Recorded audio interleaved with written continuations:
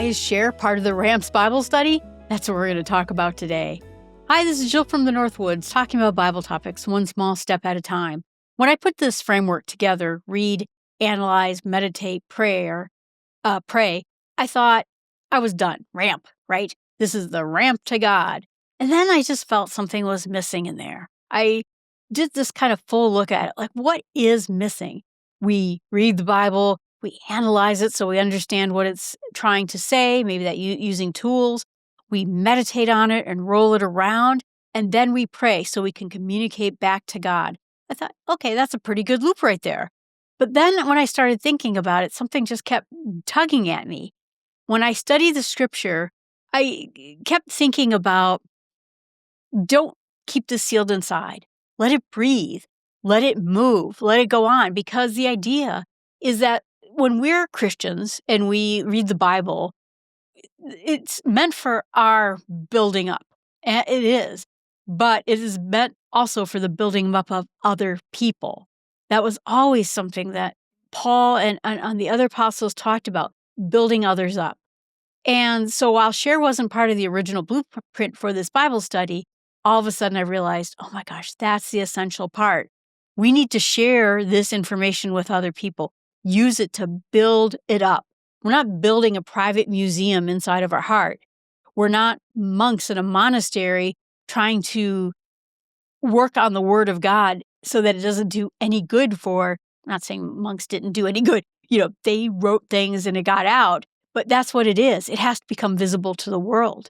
It has to become rooted in other people when we externalize what it is we've learned and brought to this. So I guess I wanted to share with you this idea of share because that's the last and final stage of this. We need to tell other people what it is we learned from the scripture. And so maybe this whole podcast is the big yes in my share. So this was the last step I think it needed. When you hear, the phrase, faith comes by hearing, which comes from the scripture, it is important to share with others because they have to hear. Like, that goes in that whole line. How can people believe if they never heard? And how can they hear if no one ever tells them? But the other truth is just as strong. Faith also grows by expressing. So not only are you building up other people when you share words of God with them, it is building it up inside of you. It helps. And let me say this as someone who is now podcasting. I intended for this Bible study to be my own private Bible study. I was going to read the whole scripture, one chapter at a time, and look everything up, understand a bit more about what it says, and not a deep dive, not a little bit of Greek and a little bit of Hebrew, but really, I just wanted to know the gist of it. I believe that the Bible is written for common human beings. They're fishermen, farmers, everybody out there. It wasn't necessarily, it can be a scholarly thing, but it wasn't necessarily a scholarly thing that us as lay people can understand the Bible and work through this. But here's the thing, is it helps me grow. So I didn't expect that to happen. I'm doing this Bible study by myself. That was the whole intention. And it's fine. I look things up, I read it, I understand a little better. Cool. When I started podcasting about it and then sharing it and expressing it with other people, one, it made sure that I knew what I was talking about. So I'm more careful because I'm doing it for y'all.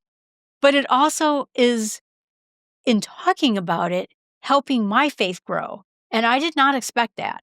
Me doing this by myself was great. Me doing this with you has been fantastic. So this is, a bit of how our brains work. I'm a psych major, right? So Psych 101 rears its ugly head. But when you articulate something, you put an idea into a word or an action, it becomes more durable in our own brains. And it goes from short-term memory to long-term memory and moves, I think, from theory to conviction to how we should live our lives. I have read the Bible many times before on my own. And it's great. Like I said, fantastic. Loved doing it. I listen to Bible podcasts too. And it is, great and fantastic. But doing this deep dive and teaching has helped me. And sharing God's word with other people will help you too. You don't have to do a podcast for all this time, but sharing God's word is there. And we see that, biblically in the pattern everywhere in the Bible, that everyone learned and then teaches. The apostles learned from Jesus Christ and then went out and taught. It's spoken, not hidden. Scripture then, in old-fashioned days, recited, chanted, sung. That's why we do it in our own church services. Discipleship, meaning helping others, encouraging others in the right path, happens in conversation and community. And Jesus asked his own disciples, well, who do you say that I am? He knew the truth. He knew what they were thinking. It became real to them when they expressed it. Suddenly, to say it out loud and share information with Jesus himself is a whole different experience. And it's not about showing off. And it's not about showing how smart you are, getting the right answer. I'm sure the day that Jesus told Peter that, good job on this truth, on this rock of truth, I'm going to build my church. He must have felt great that day. But instead, what it's doing is it's about letting others know what God has shown you and letting it take on life so that others can see it and hear it and also start living it out so that you can live it and see it and let it start living itself out. So what sharing is not is it's when people get anxious about this step. My friend who is not a Christian, she says, "Oh, all these Christians, they just love like telling us about God because they're saying I'm smart and you're stupid." And I said, "Oh gosh, maybe some, yeah, maybe some, but it is something that makes most people feel the most uncomfortable is sharing God's message with other people." But it takes on so many different facets in so many different ways. We think of it of going to a house and handing out a pamphlet. That is not the way it is. So don't be anxious about this. And sharing is not about necessarily teaching a class or preaching a sermon. It can be those things. Or being impressive and showing everyone how knowledgeable you are, correcting other people, or even having a podcast where you podcast your private Bible study. It is not about performance, spirituality. You don't have to be a scholar or a communicator. You just have to be willing. God says, who am I going to send? There are people in the Bible who say, send me. And I've never been that person. It's hard. It's hard to share outwardly, but it doesn't have to be in that way. Sharing with other people is an outward breath of everything we breathed in with God. It's a exhale of all the information and the love that God has given us. And what share looks like in daily life would be, sharing a scripture that meant something important to you today. Sometimes it's sharing a word or an action or an act of charity. Sometimes it's simply being kind, shaped by the passage you just studied. And you might tell a person, like I said, a passage that stood out to you today. Or, if you see someone hurting, sharing something with them so that they can maybe put something in perspective. I said something to someone just recently. I don't know if it helped or not, but they're having problems with a family member. And I said, someday in heaven, you're all going to laugh about this. You're going to have a hug and a laugh about this because this is not what's intended to be happening. And this is not that person. So, sometimes too, you can also even say something like, I didn't see it before, but now the way I saw it, because I read, this, something really simple and honest and human. I always talk about when I do that speech, to the Christian college, that we go into work on Monday, right? And we'll say, oh my gosh, I saw this fantastic movie. You should see this movie. It is so good. And you'll really like it. I think you'll really like it. And the reason we can say that when we go into work is because it's part of our experience of what we did over the weekend. I watched this great show. I heard this amazing, I read a really good book and heard this really good song. Because we went to that movie or read that book or heard that song, we have something to talk about. And oftentimes, if we find it very difficult to talk about God in our day-to-day lives and share things with other people, it's because God himself has no place in our day-to-day lives and we don't have a thing about it.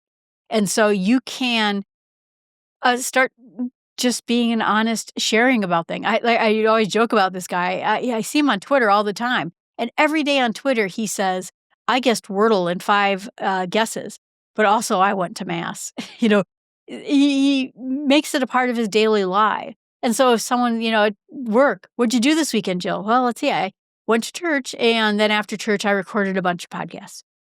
That's what I did today. It's an honest part of my life, so I can honestly speak about that. So it makes it easier when you actually bring God into your life, that it comes out of your life much easier. And then the other thing is that you live change one change at a time, one passage at a time. If the passage was about patience, you can slow down a little bit instead of snapping at other people. If it was about generosity, maybe you can give a little extra of your time or your money. If it was about courage, maybe you make that phone call you've been avoiding or say the thing that you've been avoiding saying. Your life becomes about the spoken part, about the action part of things. If you write it down, like I said, somewhere visibly, a note on your mirror, a line in your journal, a message to a friend, writing is sharing too. You get it out of you, and it starts becoming a part of your household, a part of your friendships. And when you share in prayer for somebody else, that's another way you can share, is that you can pray for another person to God. It reminds you to keep them in your prayers. But then it also is something that you can say, I prayed for you today. I know you've been struggling. It's beautiful to the other person, and it counts as a sharing piece of it. And when you encourage someone else to see a truth that you've seen, to see something that you've seen, God comforts you in the process, but it comforts them as well. It is comforting to them. And if God instructs you about something and then you pass on that knowledge, you have been a part of that wisdom that has been going around for thousands of years. So don't make sharing complicated. It's responsive to what is actually going on inside of our hearts. It's an outflow of what God is doing inside of you. And I think that's the important part of it. It is now not just you metabolizing God's word. It is about you now taking action and words about it. And the words can be simple. You have friends who are going through a hard time, share with them what you're thinking about for them. So I hope that helps, because the share in the RAMPS Bible study completes a cycle. It's not just a study method. It's about movement, taking something from an intake to an expression. It is reading so that you receive God's word. It is analyzing it so you understand it more deeply. It is meditating on it so it touches your heart. It is praying so that you can place your life in God's hands or ask Him about the passage you just read. And it's sharing, bringing that truth out into the world. Those steps, the first 4 steps are inside. And that last step moves the whole thing outside, into your relationships, into your habits, into your speeches, your choices, how you treat other people. So think of sharing as planting a seed somewhere outside of you. The moment you do that, the truth in the room begins to multiply. Jesus said that the kingdom is like a mustard seed, the very tiniest thing, that when you plant it, it becomes a tree bigger than you could have ever expected. And that's what sharing is all about. You're becoming a seed planter. If you listen to examples, in the Bible of the Samaritan woman, right? She sat there and had this discussion with Jesus, and then she ran off. Come see the man who told me everything I ever did. She didn't preach, she shared. The man freed from the demons, he begged to follow Jesus and told him to go home and tell others what had happened with him. One story, one life. The shepherds, after Jesus' birth, they didn't teach theology. They probably didn't even know how to read. They shared what they saw. I think about Andrew too, right? Andrew sees Jesus being baptized, and he didn't give a sermon. He goes to Peter and says, dude, you have to come with me. You will not believe who I just saw. I just saw the Messiah. So in Scripture, sharing is rarely formal. It's relationship. It's born from an encounter. And that's really where this look into the RAMP study ends, with studying the Scripture should lead to an encounter naturally. an expression from inside you. It should sound like you. It should sound like who you are in a way you are. So this is a really easier, flow for all of us, is that we can think about, when we look at a passage, what the passage taught us, what it encouraged you to do or to feel. But then the next step is, how do I tell somebody? How do I write it? How do I act on it? How do I pray for another person with it? And how do I encourage, comfort somebody else? Small steps, big ripples. That's the whole idea. So I hope this helps. And if you have challenges, if you have ways that, you find it difficult, feel free to email me. I keep things private. Jill from thenorthwoods.com is how you can find out how you can contact me. You can email me at jill@startwithsmallsteps.com. You can put a comment right here.